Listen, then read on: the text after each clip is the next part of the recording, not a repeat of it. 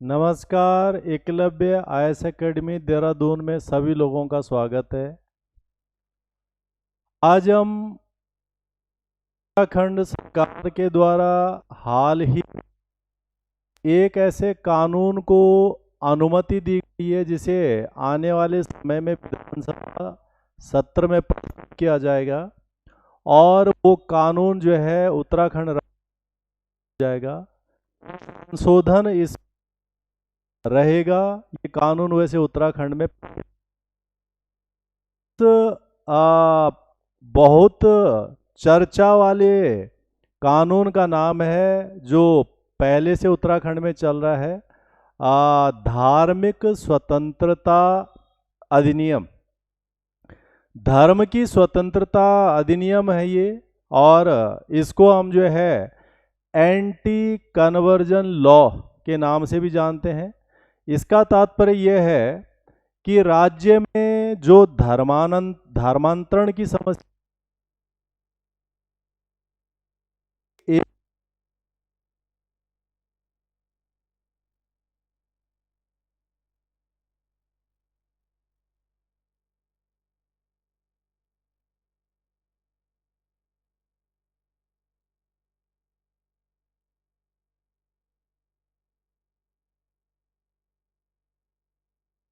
और ये तो इस प्रकार से भारत में इस तरह के कार्य को करना, ये कानून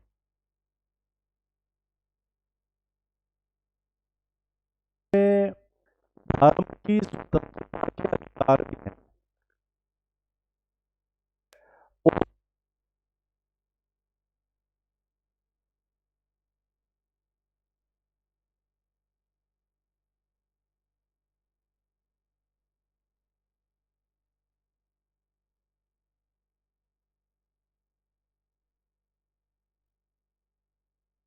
तो क्या हुआ है इस पूरे परिप्रेक्ष्य में, उत्तराखंड सरकार ने इस एंटी लॉ को मंजूरी दे दी। आने वाले सत्र में इसे प्रस्तुत किया जाएगा और धर्मांतरण की स्थिति पर उत्तराखंड में एक सख्त कानून,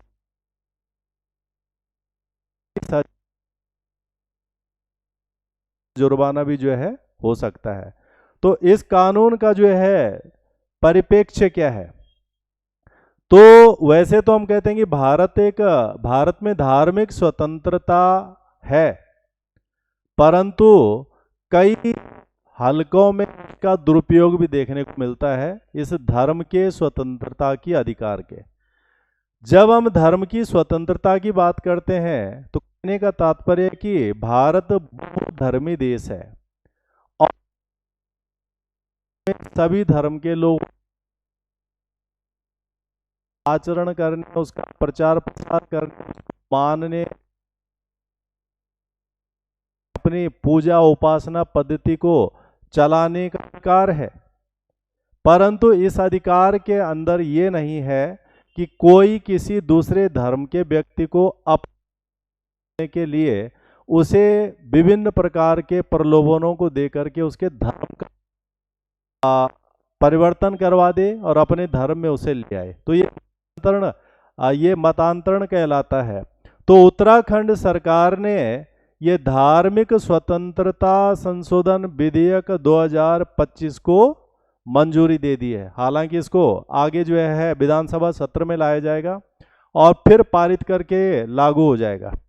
इसमें जो मुख्य बात है, ये जो नया संशोधन आया है, इसमें मुख्य बात कहा जा रहा है कि नौकरी, धन या अन्य प्रकार के उपहारों का लालच दे करके किसी व्यक्ति को या किसी धर्म के मानने वाले को उसके धर्म से परिवर्तन करवाना ये गैर कानूनी होगा और इस गैर कानूनी कृत्य के लिए नियंत्रण कराने वाले व्यक्ति को उम्र कैद तक की भी सजा हो सकती है, 10 लाख रुपए तक का जुर्माना भी हो सकता है।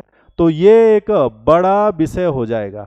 तो ये जो एंटी कन्वर्जन लॉ है, ये एक पहल होगी भारत में।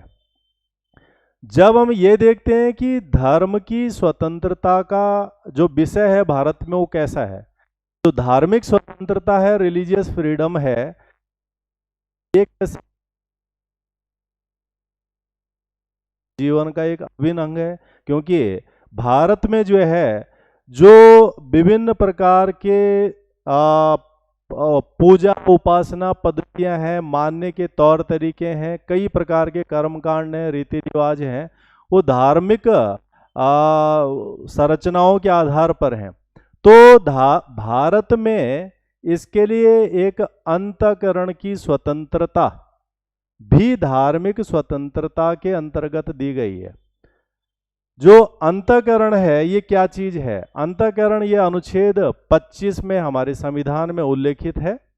और अंतःकरण का मतलब होता है कि जो व्यक्ति का खुद का ज्ञान है, उसका जो अंतर ज्ञान है, या उसकी जो विवेक शक्ति है, या उसकी जो तर्क शक्ति है, ऐसी तमाम चीजों के द्वारा जब कोई व्यक्ति किसी अन्य मजहब या किसी अन्य धर्म की पूजा पद्धतियों को समझता है, या उनको समझने का प्रयास करता है, या उन्हें अपनाता है, तो वो उसका अंतःकरण है। या फिर हम ये भी कह सकते हैं कि अंतःकरण के अंतर्गत व्यक्ति जिस धर्म को अपनाना चाहता है, मानना चाहता है, पूजा पाठ करना चाहता है, उसके लिए वो स्वतंत्र है, और ऐसा ये एक अधिकार है।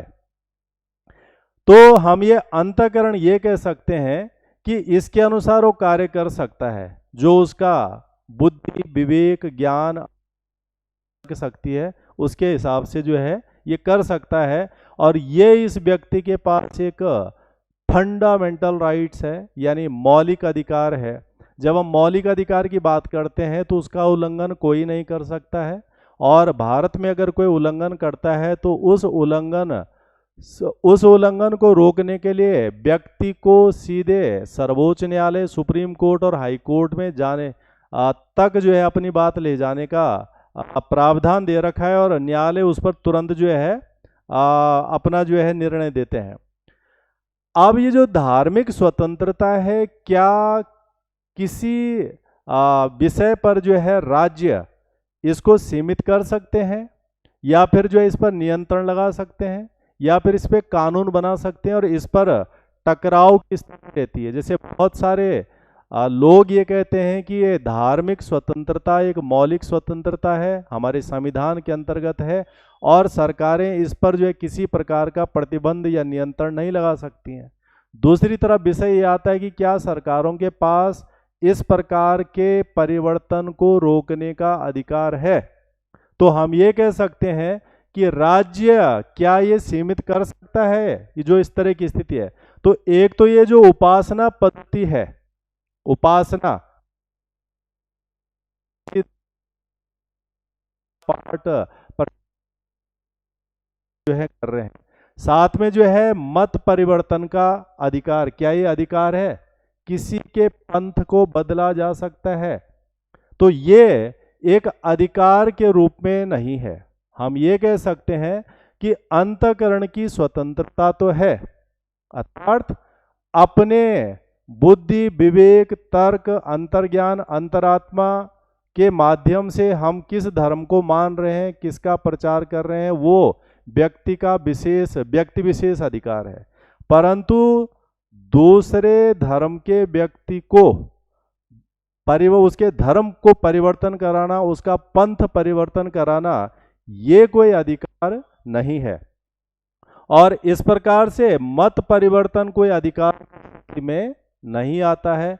और जब इस तरह की स्थिति बनती है तो सांप्रदायिकता जैसी समस्याएं फैल सकती हैं, और ऐसी समस्याओं को नियंत्रित करने के लिए सरकारें कानून बना सकती हैं जब कभी इस तरह की स्थिति। और यही कारण है कि अलग अलग राज्य इस पर कानून बना रहे हैं कि ये एंटी कन्वर्जन विषय क्या है।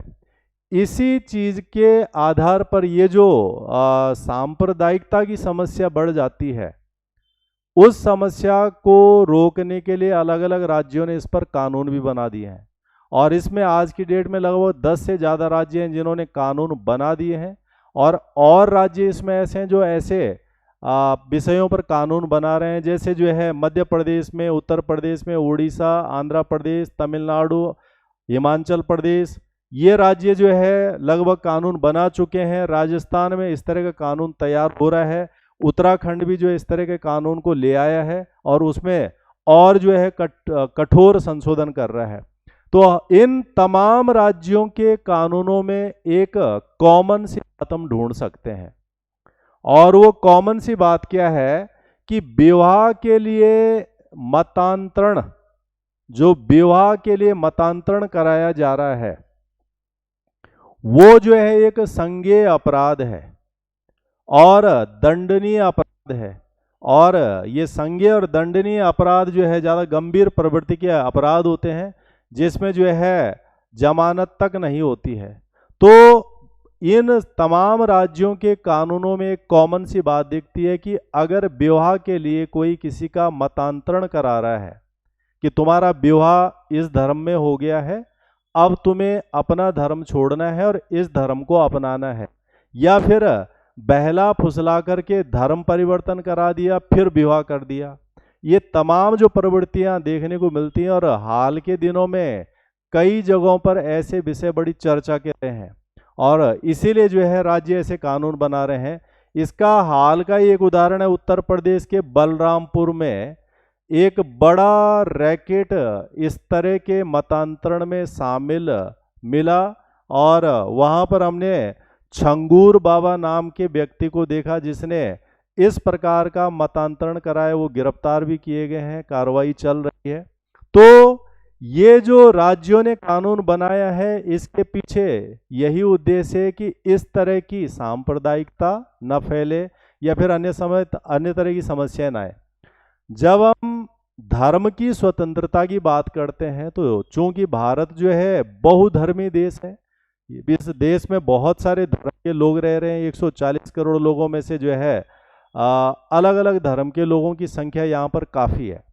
तो निश्चित रूप से धार्मिक सहिष्णुता होना ऐसे देश में आवश्यक भी है, और हमारे संविधान के निर्माताओं ने इन बातों को बखूबी समझा और संविधान में उनको मौलिक अधिकारों के रूप में दे दिया, जिसका उल्लंघन नहीं किया जा सकता है। और अगर उल्लंघन होता है तो सीधे सुप्रीम कोर्ट और हाई कोर्ट उसमें हस्तक्षेप कर सकते हैं, बहुत मिनिमम कानूनी प्रक्रिया के। तो हमारे संविधान के अनुच्छेद 25 से लेकर 28 तक में ये जानकारियां हैं। प्रत्येक व्यक्ति को समान रूप से धार्मिक स्वतंत्रता है। इसका मतलब कोई किसी भी धर्म का व्यक्ति हो, उसे धार्मिक स्वतंत्रता पूर्ण रूप से भारत के अंदर है।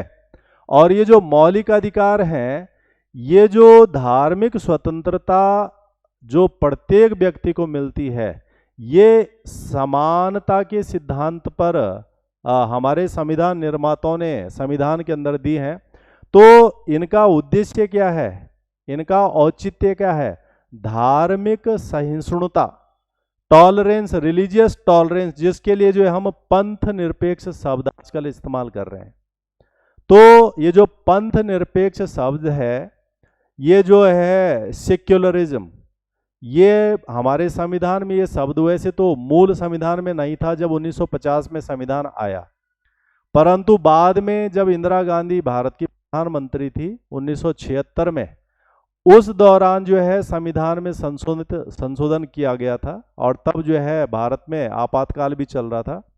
तो 42वां संविधान संशोधन हुआ था ये, और इस 42वें संविधान संशोधन 1976 के द्वारा हमारे संविधान की जो प्रस्तावना है प्रीएम्बल, उसमें कुछ शब्द जोड़े गए थे, जिसमें से एक शब्द था सेक्युलर, यानी धर्मनिरपेक्ष या पंथ निरपेक्ष।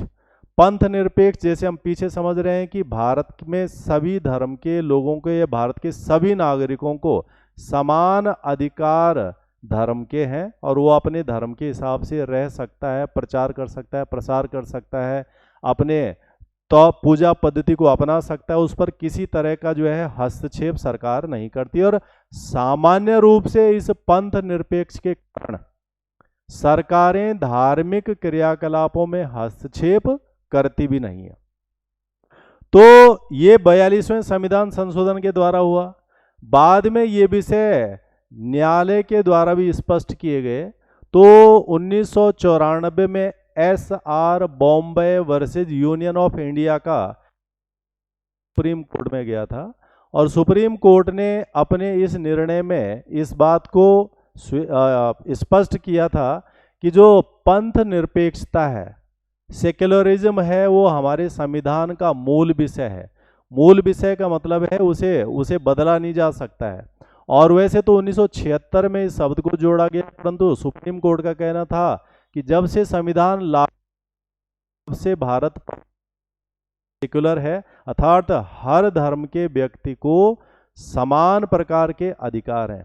परंतु क्या इन अधिकारों में ये अधिकार है कि वो दूसरे के पंथ को परिवर्तित करवा दे, और विशेष रूप से जो है बहला फुसला करके। तो अनुच्छेद 25 तो अंतःकरण अपने हिसाब से जो भी धर्म माने, अपनाए, स्वीकार करें, हमारा अधिकार है, उस पर कोई हस्तक्षेप नहीं कर सकता।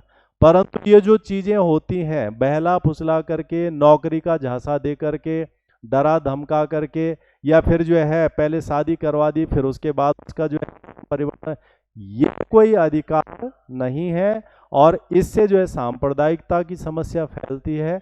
इसीलिए जो है सरकार कानून बना रही है और ये विषय जो है चल रहा है। अनुच्छेद 25 जो है, इसको अगर हम और स्पेसिफिक जाएंगे तो इसके अंदर कई सारी विशेषताएं। अंतःकरण के अंदर शामिल है उपासना पद्धति की स्वतंत्रता, हम अपने हिसाब से वर्शिप कैसे करते हैं, अपने धार्मिक परंपराओं के हिसाब से उसे मानने का, उसके हिसाब से आचरण करने का, या फिर हमें अपने धर्म का प्रचार प्रसार करना है, तो वो सभी कुछ इस अंतःकरण के अंदर शामिल है। परंतु इसके अंदर जो है मतांतरण वाला जैसा कोई अधिकार शामिल नहीं है। ये व्यक्ति स्वयं है जो अपना बदलना चाहता है धर्म, उसे कोई रोक भी नहीं सकता है। परंतु दूसरा अगर ऐसा कर रहा है तो ये, तो भारत में पंथ निरपेक्षता धार्मिक सहिष्णुता पर आधारित है, रिलीजियस टॉलरेंस पे, और इसलिए राज्य सरकारें कम से कम इसमें हस्तक्षेप करती हैं। परंतु क्या राज्य सरकारों को संविधान के प्रावधानों के अनुसार ऐसा कानून बनाने का अधिकार है? बिल्कुल है। और ये अधिकार जो है, जब कभी सांप्रदायिकता की समस्या बढ़ेगी, कम्युनलिज्म की समस्या बढ़ रही है, या फिर जो है स्वास्थ्य या देश की सुरक्षा से संबंधित ये विषय इसमें आते हैं, तो ऐसी अवस्था में जो है राज्य हस्तक्षेप कर सकता है। अनुच्छेद 25 सब सेक्शन 2, तो अनुच्छेद 25 की उपधारा 2 है, जिसमें सरकारों को ऐसे प्रकार के परिवर्तनों को रोकने के लिए अधिकार हैं और वो कानून बना सकते हैं। तो ये कानून बनते हैं तो पंथ से संबंधित जब भी कभी, पंथ से संबंधित जब भी कोई राजनीतिक, वित्तीय या फिर जो है अन्य प्रकार की लौकिक गतिविधियां हो और उन गतिविधियों को नियंत्रित करना हो, तो सरकारें उस पर कानून बना सकती हैं और कानून बनाए जा रहे हैं। उत्तराखंड सरकार इसी के अंतर्गत कानून बना रही है। तो भारत में मतांतरण, धार्मिक स्वतंत्रता का अधिकार नहीं है। अर्थात हमारे संविधान में जो रिलीजियस फ्रीडम दे रखा है, right to freedom of religion, उसके अंतर्गत मतांतरण या कन्वर्जन कोई अधिकार नहीं हुआ। और विशेष रूप से इसको जिन तरीकों से कराया जा रहा है वो तो बिल्कुल गैर कानूनी है। इसके साथ साथ में अगर हम इस विषय का वैश्विक परिदृश्य देखेंगे तो यूनाइटेड नेशन ऑर्गेनाइजेशन यूएनओ जो 1945 में बना था, उसने 1948 में सार्वभौमिक मानवाधिकारों की जो है घोषणा की थी। 1948 universal declaration of human rights, और इसमें आर्टिकल 18 है, अनुच्छेद 18 है। उस 18 में जो है यूएनओ क्या कहता है कि प्रत्येक व्यक्ति को उपासना पद्धति को मानने या फिर उसको न मानने या फिर उसको बदलने का अधिकार है। ये यूएनओ का ह्यूमन राइट डिक्लेरेशन कहता है।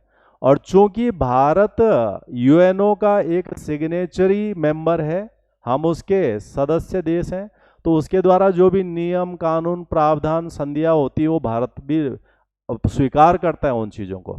परंतु भारत में ये जो अधिकार है मतांतरण करने का, जो दावा नहीं कर सकता कोई कि मेरा ये अधिकार है कन्वर्जन कराने का, या कन्वर्जन का अधिकार यहाँ पर नहीं है। और निश्चित रूप से उसके पीछे उद्देश्य ये है कि भारत एक धार्मिक सहिष्णु देश है और इसमें धर्म में इस तरह के बदलाव के कारण धार्मिक समस्याएं पैदा हों, रिलीजियस समस्याएं पैदा हों, उनको नियंत्रित करना है। तो इस प्रकार से हम देख रहे हैं कि ये एंटी कन्वर्जन लॉ कैसे आता है। तो यह अगर जो है भारत में मत परिवर्तन का अधिकार धार्मिक स्वतंत्रता के अधिकार का अंदर एक अंग मान लिया जाए, जो मत परिवर्तन का अधिकार अगर इसको धर्म की स्वतंत्रता के अधिकार के अंतर्गत एक अंग मान लिया गया तो भारत में फिर समस्या हो जाएगी। और यहाँ पर जो मतांतरण है, जबरन मतांतरण का मतलब है कि जो है नौकरी का झांसा दे करके, पैसे के द्वारा, या फिर जो है डरा धमका करके, या प्रलोभन दे करके, या किसी अन्य माध्यम से ये जो मतांतरण है ये तेजी से बड़ा होना शुरू हो जाएगा। और इससे फिर जो है देश की जो समरसता है या फिर जो वो खत्म। इस प्रकार से उत्तराखंड जो भारत का एक नया राज्य है और इसकी जो स्थिति है वो काफ़ी जटिल है भौगोलिक परिदृश्य से। साथ में जो है एक हिमालयन स्टेट है ये। इस हिमालयन स्टेट में जो निवास करने वाले लोग हैं उनकी जो आबादी अधिकतर जो है वो एक निश्चित तरह के जो है धार्मिक समूह की है। और अगर यहाँ पर इस प्रकार से मतांतरणा होती है या हो रही है तो एक गंभीर समस्या है। और इसी समस्या को रोकने के लिए ये जो मंजूरी सरकार ने दी है संशोधन की, ये एक महत्वपूर्ण है। इस प्रकार से भारत को एक पंथ निरपेक्ष राज्य बनाए रखने में मदद मिलती है और ये सहिष्णु देश जो है बना रह सकता है। और ये आवश्यक है कि इस प्रकार के परिवर्तनों को रोका जाए जो समस्या के रूप में जो है समाज में आते हैं।